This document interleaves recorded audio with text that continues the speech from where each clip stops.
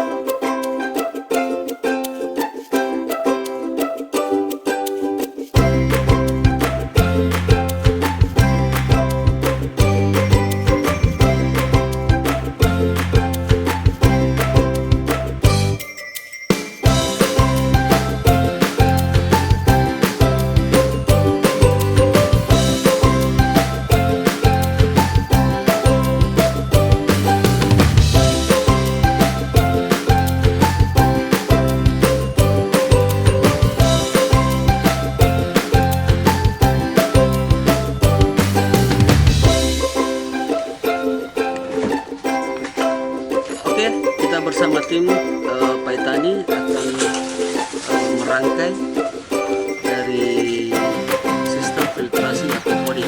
Ikuti ya.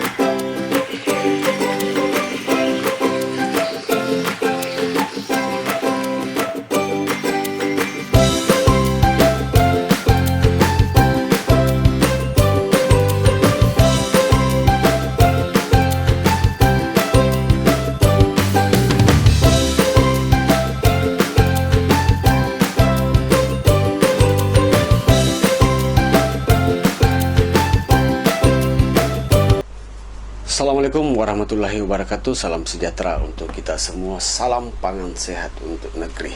Pada video kali ini saya akan berbagi bagaimana mengembangkan sistem hidroponik, bagaimana mengembangkan sistem aquaponik, mulai dari tahap pembangunan sampai sistem penjualan. Dan saya akan memberikan beberapa tips untuk sistem-sistem pengembangan. Jadi saya ceritakan sedikit sejarah dari Paitani ini yang kita kembangkan mulai di awal 2019. Kita kembangkan, kita proses survei untuk kebutuhan pangan untuk masyarakat di perkotaan. Setelah itu kita membangun di pertengahan 2019. Alhamdulillah sampai saat ini kita sudah mengembangkan 3 greenhouse untuk memenuhi kebutuhan pangan masyarakat perkotaan di Makassar. Jadi saya akan bercerita, saya akan berbagi, dan kita akan sharing bagaimana sistem pengembangan hidroponik dan aquaponik sehingga mewujudkan pangan sehat untuk negeri. Simak videonya.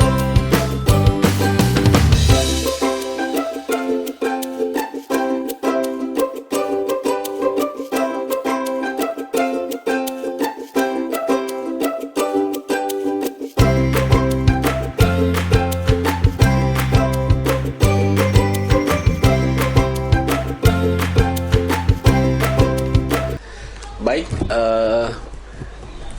kita akan membahas satu persatu sistem apa yang kita akan kembangkan.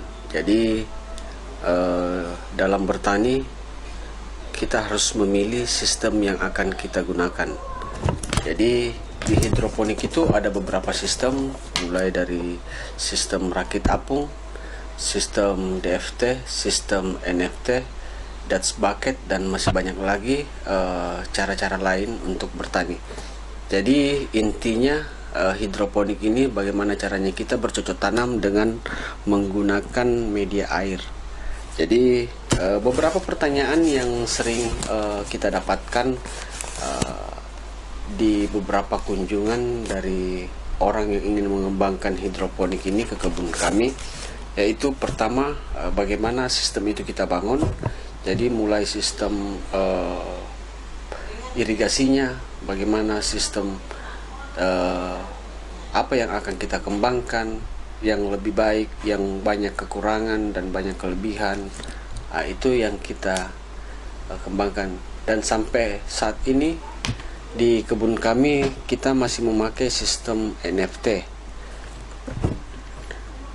karena beberapa pertimbangan untuk skala industri dan untuk skala komersial.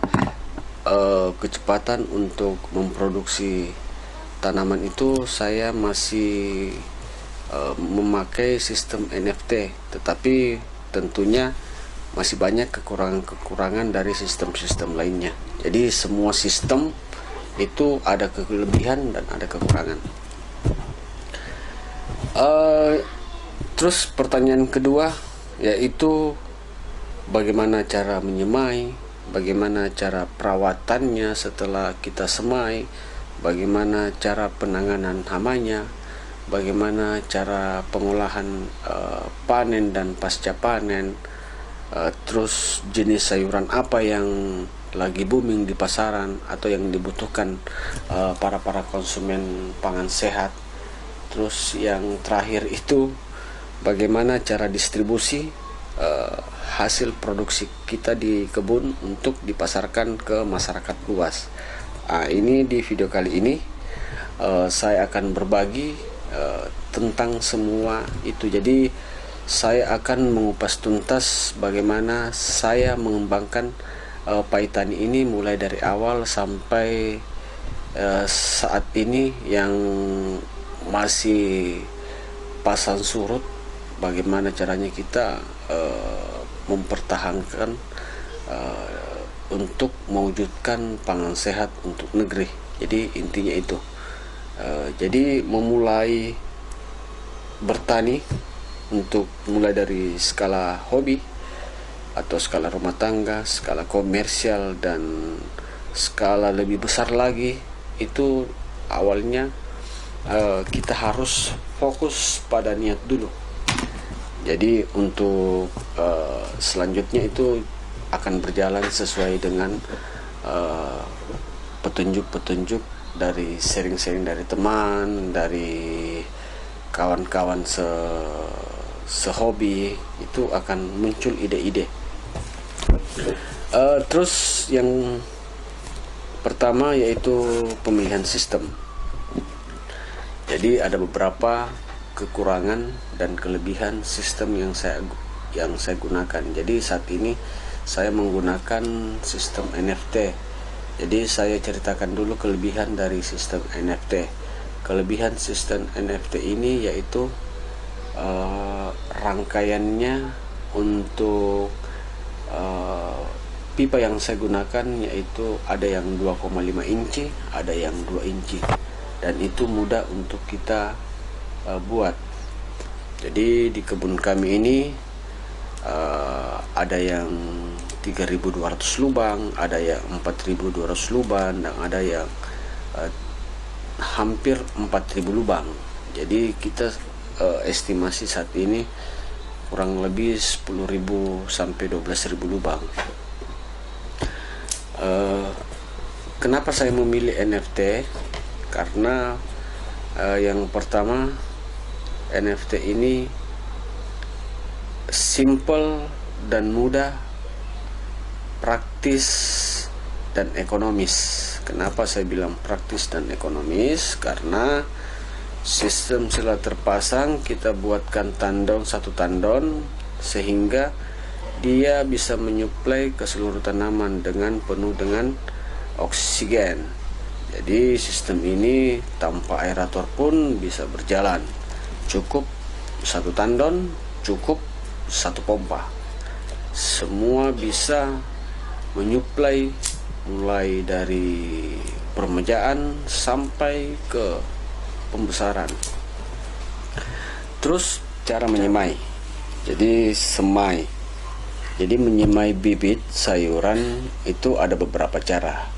Jadi kita pertama yang itu kita pilih media tanam apa yang kita harus gunakan untuk menyemai. Jadi semua media tanam itu bisa kita fungsikan, mulai dari rock wool, mulai dari spon, mulai dari kokopit, ataupun tanah, kerikil, dan sebagainya. Masih banyak media-media lain yang kita gunakan, kita bisa manfaatkan untuk mengembangkan sistem apapun. Kita tinggal memilih yang mana kita pilih, yang mana mudah kita dapatkan. Jadi masih banyak lagi inovasi-inovasi yang kalian bisa kembangkan. Kira-kira apa media tanam yang kalian akan pakai pada saat berkebun. Jadi saya bercerita tentang di kebun kami, yaitu ada beberapa kita pakai untuk media tanam untuk menyemai. Yang pertama yaitu rock wool, terus kedua kokopit. Jadi kita memakai kokopit, terus yang ketiga itu kita memakai spon. Jadi kelebihan dari rock wool ini yaitu mudah menyerap air, dan pada saat kita menyemai itu ketahanannya bisa sampai 6-8 jam untuk menyimpan air. Terus spon itu tunggu dulu, rock wool kelebihannya tadi itu mudah menyerap air. Terus kekurangannya yaitu harganya yang cukup mahal. Terus yang kedua yaitu spon. Spon kelebihannya yaitu mudah digunakan dan harganya sangat terjangkau. Terus kekurangannya yaitu spon ini tingkat serapannya cuma sampai sekitar 4 jam. Jadi pada saat kita semai, kita siram full air, itu tingkat penyerapannya cuma cukup 4 jam. Setelah kita jemur di bawah terik matahari, biasanya kita jemur pada saat jam 8, itu jam 11, jam 12 harus kita siram lagi karena kondisi di penyemaian itu sudah agak kering. Jadi kita harus menyemprotnya. Terus yang ketiga yaitu kokopit. Kokopit kelebihan dan kekurangannya. Jadi kelebihan kokopit ini mudah, praktis untuk digunakan. Jadi tinggal tabur, kita berikan bibit, atau kita pakaikan net pot, kita masukkan kokopit, kita taburi benih, terus kita tutup lagi, kita simpan di penyemaian, itu insya Allah langsung akan tumbuh. Tetapi kekurangannya yaitu dia mudah larut dalam air, jadi dia terbawa air. Jadi kadang kita isi 2/3 dari net pot, itu lama kelamaan akan menyusut sampai 1/3. Kalau dia sudah diikat akar akan tinggal. Kalau dia belum diikat akar, dia akan ikut arus air. Kalau sistem NFT yang kita gunakan, itu kekurangan dan kelebihan di semua media tanam. Terus bagaimana cara menyemai? Jadi cara menyemai sangat mudah. Intinya yang saya ceritakan, yang saya berbagi tips ini, intinya pada saat kalian menyemai selada, pakcoy, atau sayuran lainnya, dipastikan benih itu masuk ke media tanam. Selanjutnya kita siram, bisa ditutup, bisa juga tidak. karena intinya pada saat dia proses sprout itu tidak bisa kena matahari. Karena apa? Supaya tingkat kelembapan dari media tanam ini terjaga. Itu sebenarnya intinya. Walaupun dia kena matahari, tapi kalau dipastikan tingkat kelembapannya bisa terjaga, itu tidak ada masalah.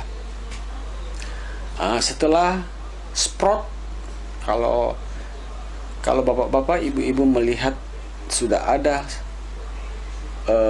sprout yang warnanya keputihan, sudah muncul akar, itu langsung kita jemur ke matahari. Jadi sekitar 3-5 jam kita jemur. Setelah itu kita naungi, kita cari tempat yang tidak terlalu terkena sinar matahari. Karena apa? Yaitu karena kadang di suatu dan kondisi tertentu biji atau benih itu tidak tahan akan panas.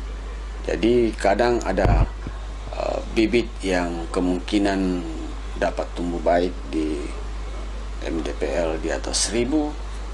Kalau di bawah MDPL 1000 atau di perkotaan, itu kadang dia tidak tahan terhadap panas. Jadi ada waktu kita memberi dia sinar matahari setiap hari. Jadi selama 5 hari itu mungkin 5 hari sudah muncul 3 daun. 3 daun kita pindahkan di sistem penyemaian. Jadi ada juga sistem penyemaian yang kita buat dengan ukuran ppm sekitar 400 sampai 450 ppm, itu idealnya, sehingga tanaman itu tidak kekurangan unsur hara dan tidak kelebihan juga unsur hara. Ibaratnya mereka butuh unsur hara tetapi belum cukup untuk sistem vegetatif. Jadi dia tahap penyemaian. Kita bisa semai minimal itu kita bisa pindah tanam ke permajaan kalau dia sudah muncul daun sejatinya. Itu kalau 5 hari 3 daun, kalau 8 hari 4 daun, kalau 10 hari 5 daun. Di sini 10 hari 5 daun kita sudah bisa memindahkan ke permajaan. Jadi di situ kita bisa lihat kalau dia sudah 5 daun, berarti daun sejatinya sudah ada 3, kita bisa pindahkan ke permajaan. Setelah itu kita beri nutrisi. Kalau untuk selada, pakcoy itu rata-rata estimasi 600 sampai 800 ppm. Itu di tahap untuk permajaan. Tetapi di kebun kami kita memakai standar yaitu 800 sampai 900 ppm, baik itu permajaan, baik itu pembesaran. Kita gunakan semua nutrisi di antara 800 sampai 900 ppm. Terus saya lupa item yang harus kita kembangkan, yang harus kita ketahui, yaitu bagaimana cara meracik nutrisi. Jadi nutrisi itu ada unsur hara makro dan ada unsur hara mikro. Jadi di antara makro dan mikro itu mungkin sekitar 13 unsur yang tanaman butuhkan. Ini kita racik, baik itu memakai pupuk kimia sintetik maupun kita memakai pupuk organik cair. Jadi kita tinggal memilih yang mana kita pilih. Jadi tidak ada larangan kalian mau memakai pupuk sintetik atau memakai pupuk cair. Pada dasarnya bertani itu bagaimana kemudian kita bisa memproduksi sayuran lebih cepat, lebih bagus, dan memenuhi kebutuhan masyarakat. Itu intinya. Jadi Setelah itu pertanyaannya mungkin muncul, bagaimana cara meracik nutrisi, untuk mengembangkan tanaman. Jadi meracik nutrisi itu sangat mudah. Jadi kita ambil beberapa varian untuk memenuhi unsur hara. Jadi pekatan A, pekatan B, nutrisi A, nutrisi B, kita gabungkan yang mana makro, yang mana mikro. Makro itu unsurnya yaitu bagaimana kita memenuhi NPK. Jadi pertama yaitu unsur natrium, unsur fosfat, dan unsur kalium. Di makro ini ada juga terbagi dari unsur makro primer dan makro sekunder. Di unsur mikro ini ada beberapa bagian yang dibutuhkan oleh tanaman tetapi tidak banyak. Jadi dia seperti zat besi, seng, boron, dan lain-lainnya untuk mencukupi unsur hara yang ada di tanaman. Terus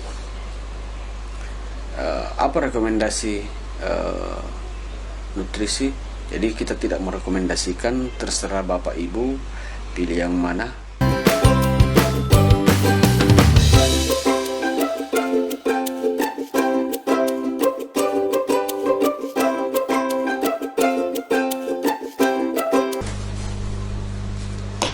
Baik pemirsa, kita akan lanjutkan beberapa materi berikutnya, yaitu sistem aquaponik.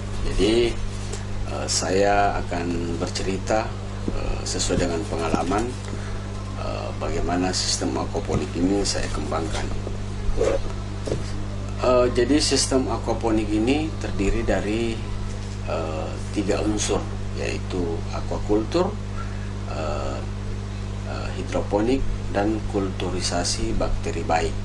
Jadi mereka dalam satu lingkungan memerlukan sistem simbiotik. Jadi mereka simbiosis mutualisme antara ikan, memerlukan asupan nutrisi dari tanaman, tanaman juga hidup dari bakteri pengurai. Jadi simbiosis mutualisme ini yang harus kita kembangkan, yang harus kita rawat untuk bagaimana kemudian seluruh yang ada di kebun kita itu mendapatkan nutrisi yang sempurna. Jadi mungkin di tahap awal untuk pembangunan aquaponik ini kita akan bersusah-susah untuk bagaimana caranya kita mengembangkan sistem. Jadi mulai dari filtrasi, bagaimana cara perawatan ikan, bagaimana cara pemberian ikan, bagaimana kebutuhan ikan untuk menyuplai nutrisi ke tanaman, bagaimana luas tanaman yang harus kita buat, sistem tanaman yang kita harus buat, bagaimana sistem rakit apung atau sistem DFT atau sistem NFT atau sistem irigasi atau sistem Dutch bucket atau bagaimanapun banyak sistem-sistem lain yang kalian bisa kembangkan, inovasi-inovasi yang kalian lihat di video-video YouTube lainnya. Jadi kita lanjut. Pertama yaitu pemilihan jenis ikan. Jadi jenis ikan yang saya pilih di kebun kami yaitu nila dan lele. Kenapa saya pilih nila dan lele? Karena yang pertama, kebutuhan bibit ini mudah didapatkan. Terus yang kedua, perawatannya alhamdulillah cukup lumayan gampang. Terus pemberian pakannya juga banyak di sekitaran kita. Terus yang kelebihan lainnya yaitu tanpa aerator pun mereka bisa hidup di lingkungan air tenang. Terus yang kedua yaitu hidroponik. Hidroponik ini di sistem aquaponik ini kita bisa menggunakan sistem apapun, baik itu sistem rakit apung, NFT, DFT, Dutch bucket, grow bed atau yang lainnya. Yang saya pilih di kebun kami yaitu sistem NFT supaya bisa lebih gampang, lebih mudah dan bisa lebih mendapatkan oksigen yang lebih banyak yang dibutuhkan oleh tanaman. Terus yang ketiga yaitu kulturisasi dari bakteri baik, bakteri pengurai.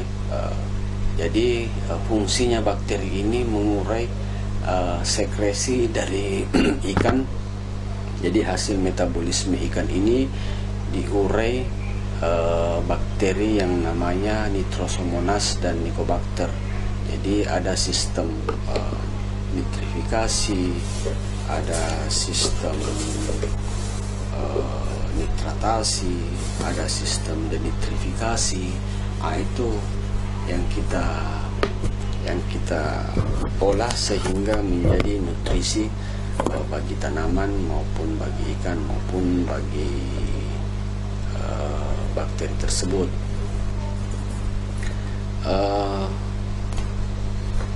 Terus pemilihan ikan, kita lanjut pemilihan ikan nila dan ikan lele. Ikan nila ini kita beri pakan 2 kali sehari dengan protein di atas 32%. Begitupun nila.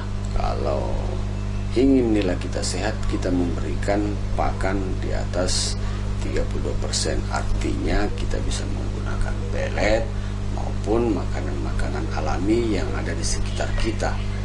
Yang banyak digunakan di praktisi aquaponik yaitu memberikan ada namanya tanaman asola yang mengandung protein tinggi. Terus bagaimana aerasi dari lele dan nila? Kalau lele tanpa aerasi pun itu lele akan bertahan hidup. Yang penting kita menjaga kualitas air, kita menjaga amoniak dalam air sehingga amoniak ini tidak sebagai racun untuk ikan. Terus untuk nila katanya harus pakai aerasi.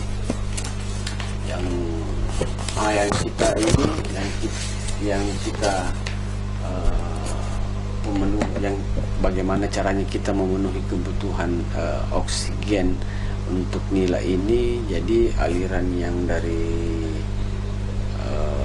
growbed, aliran dari sistem NFT ini turun ke ikan, itu kita tinggikan supaya bisa membawa oksigen dari sistem, sehingga ikan-ikan kita di sana tidak, alhamdulillah sampai saat ini bukan tidak ada yang mati, tapi dalam 1 hari itu kadang tidak ada yang mati.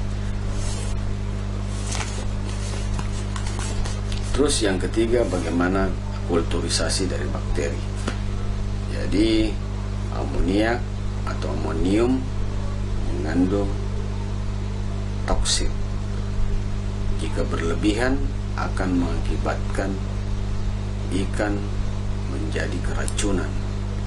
Jika ikan keracunan, maka ikan lambat laun akan sakit atau sampai mati. Ini bagaimana caranya penanganannya, yaitu kita membutuhkan bakteri pengurai. Di mana kita dapatkan bakteri pengurai? Banyak merek-merek dagang yang menjual bakteri pengurai, seperti bakteri starter, bakteri Nitrosomonas, bakteri Mycobacter. Itu banyak. Seperti contohnya M4, dia memiliki kandungan lactobacillus. Itu sebagai starter, bisa juga digunakan sebagai bakteri pengurai. Nitrosomonas kita bisa dapatkan di pasaran dengan harga terjangkau sekitar 100 gram itu sudah ada Nitrosomonas SP. Terus apakah Nitrobacter bisa didapatkan di lingkungan sekitar, atau Nitrosomonas bisa didapatkan di lingkungan sekitar? Bisa, banyak di lingkungan sekitar kalian untuk mendapatkan Mycobacter. Yang saya contohkan yaitu di kohe kambing, kohe ayam, kohe sapi. Itu di sana mereka berkumpul. Jadi di hasil metabolisme dari hewan tersebut tempatnya bakteri jahat maupun bakteri baik. Kita olah, kita ambil, mungkin kohe itu kita ambil dari permukaan tanah sekitar 3-5 cm, sehingga kohe itu dipastikan sudah kering. Kita ambil, kita kembangkan dengan sistem aerob. Jadi dia butuh oksigen, tapi tidak, walaupun tanpa diberi aerasi juga bisa hidup. Jadi mereka butuh cuma nitrogen. Jadi unsur nitrogen yang paling mudah kita dapatkan yaitu ada dalam kandungan urea. Jadi kita kasih urea dalam botol kemasan minuman aqua, itu kita turunkan 2 sendok kohe kambing, kohe sapi atau kohe ayam, dan kita berikan makanan nitrogen. Jadi kita berikan urea untuk mengkultur dari bakteri Nitrosomonas dan bakteri Mycobacter. Nanti setelah 3-7 hari kita lihat perubahan dan baunya ada bau pesing. Itu insyaallah kulturisasi dari bakteri Nitrosomonas dan Mycobacter itu sudah banyak. Kita bisa turunkan ke kolam kita sehingga bisa mengurai dari amonia itu. Pertanyaannya, dosisnya berapa? Jadi pengalaman saya ukur dari ppm, untuk itu error. Jadi ppm saya tidak bisa mengukur kandungan ppm dari larutan tersebut. Jadi saya cuma perkirakan memakai tutup botol dari aqua itu 3-5 botol aqua untuk 1 meter kubik air. Mungkin itu. Terus setelah ada pengurai dari amonia ke nitrit, nitrit ke nitrat, dan nitrat pasti berubah menjadi nitrogen. Apakah kebutuhan nutrisi tanaman sudah tercukupi? Belum tentu. Kadang kondisi tanaman ini tidak bisa menyerap beberapa unsur hara yang terkandung dalamnya. Jadi kita harus siasati bagaimana kemudian tanaman ini bisa menyerap seluruh unsur hara dari sistem yang kita bangun. Jadi kita buat filtrasi untuk memastikan penguraian dari amonia ke nitrit, nitrit ke nitrat itu bisa maksimal. Jadi kita buat filtrasi, yaitu pertama filtrasi pengendapan hasil sekresi ikan yang padat. Terus yang kedua, bagaimana mengkultur bakteri ini dengan cara aerob, memberikan aerasi, memberikan apalagi irigasi yang bisa maksimal untuk ke something. Itu kita buat di situ namanya biologi filter. Jadi isinya biologis filter ini yaitu biobol atau potongan-potongan pipet yang bisa kita potong. Yang penting ada media tempat bakteri ini bisa hidup. Jadi nanti akan berkembang biak sehingga kebutuhan nutrisi akan tanaman itu bisa tercukupi. Terus pertanyaan ketiga, selama ini di sistem aquaponik ini banyak tanaman-tanaman yang sistemnya tidak mencukupi nutrisi atau yang biasa disebut defisiensi. Jadi kekurangan unsur hara, kadang menguning, kadang layu, kadang daunnya keguguran guguran. Nah, itu kita harus perhatikan apa kekurangan-kekurangan dari tanaman tersebut. Jika produksi Nitrobacter atau Nitrosomonas itu tidak mencukupi, nitratnya, unsur haranya tidak mencukupi untuk tanaman, jalan satu-satunya yaitu kita membuat POC organik, jadi pupuk organik cair. Nah, di sini untuk menambah suplemen dari tanaman tersebut.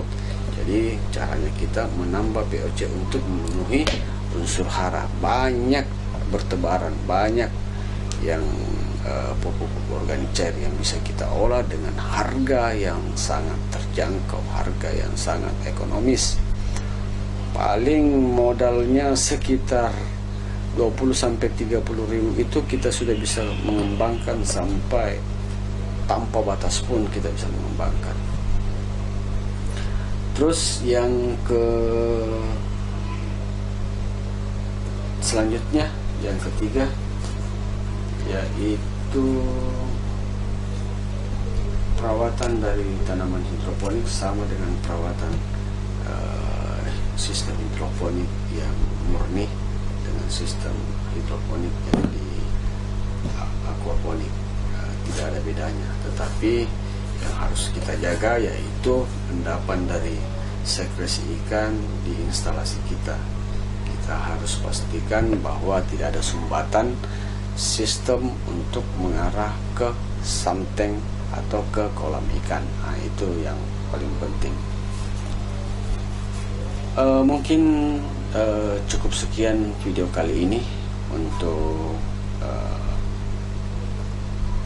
prakteknya. Nanti akan saya buatkan video bagaimana cara menyemai, bagaimana cara pembuatan filtrasi, bagaimana cara pembuatan kulturisasi bakteri, bagaimana cara pembuatan POC, bagaimana cara perawatan dari sistem aquaponik, bagaimana cara perawatan penanggulangan hama. Nah, itu saya akan videokan nanti. Jadi sekarang yang saya buat video ini cuma gambaran secara umum, sehingga bapak-bapak, ibu-ibu bisa memilih sistem apa yang ibu akan pakai. Bisa memakai sistem hidroponik atau murni, bisa memakai sistem aquaponik atau antara aquaculture dan hidroponik. Mungkin kira-kira begitu gambarannya. Terima kasih. Wabillahi taufiq wal hidayah. Assalamualaikum warahmatullahi wabarakatuh.